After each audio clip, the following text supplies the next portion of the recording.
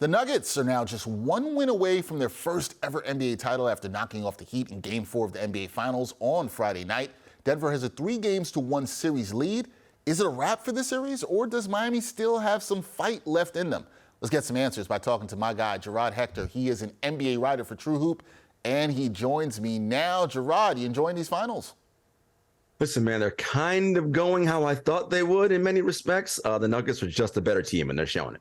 Yeah, they definitely have shown it through the first 4 games. And Jarod, in Game 4, Nikola Jokic, he was forced out of the game after picking up his 5th foul with just over 9 minutes to go. Why were the Nuggets able to survive a 5+ minute stretch without the 2-time MVP? Well, I'm going to say something controversial here. Surprising to not you, but maybe to some, basketball is a team game, not an individual sport. The Nuggets are a well-balanced team, and when Jokic went off the floor, yes, their offense looks different, and it's not as crisp and smooth as it is before, but what happens is they go, okay, Jamal Murray, everybody wants to attack, double, trap, blitz, whatever. Okay, Aaron Gordon, here's 27, 7, and 6. Okay, Bruce Brown has 21 points, 3 of 5 from 3. Here's Jeff Green hitting wide open threes. Like, this team knows how to play and compete.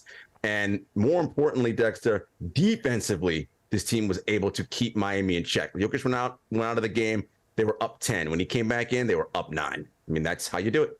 And I wanted to talk about that with the Nuggets because so much talk has been about the offensive performances of Denver's players in this series. But the Nuggets, they've held Miami to under 100 points 3 times in this series. What is working so well for the Nuggets defensively in these NBA Finals?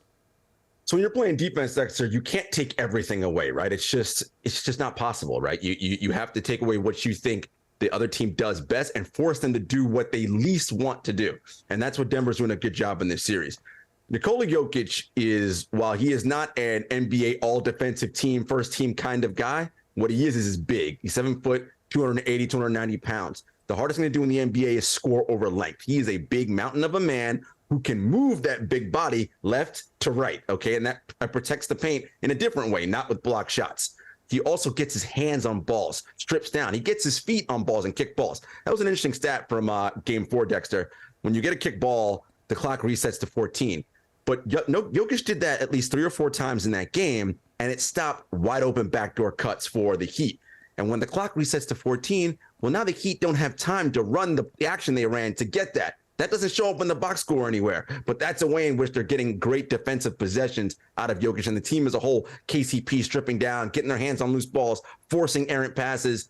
Aaron Gordon playing phenomenal. This team is really playing well on both ends of the floor. They really are, and they're very locked in on the defensive end, as you said. Now, after Game 4, Heat coach Erik Spoelstra, he said that the goal for the team is to get this thing back to Miami. Obviously, it's do or die for the Heat in Game 5. So what does Miami have to do to force a Game 6, and do they have enough to beat the Nuggets again?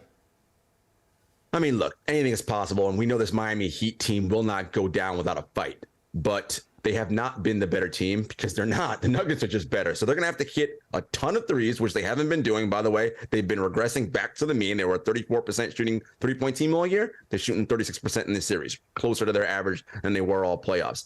And the Nuggets are going to also have to play bad, and the Heat are going to have to force them to play bad. So they're going to have to be great on offense and force the Nuggets to be bad defensively. Bad offensively. And Dexter, I just feel like if the Nuggets play to their capability, as they have in this series, they have all the answers for anything Miami presents at them. All right, it's going to be a problem for Miami, as the Nuggets have been for them throughout the series, having a 3-1 lead. The Nuggets do over the Heat. Game 5 will go down on Monday night. You know, Jarod Hector will be watching. I'll be watching, too, as the NBA Finals roll on. That is Jarod Hector of TrueHoop. Check out his work there. Jarod, thank you for the time, and we will see what happens in Game 5. Thank you.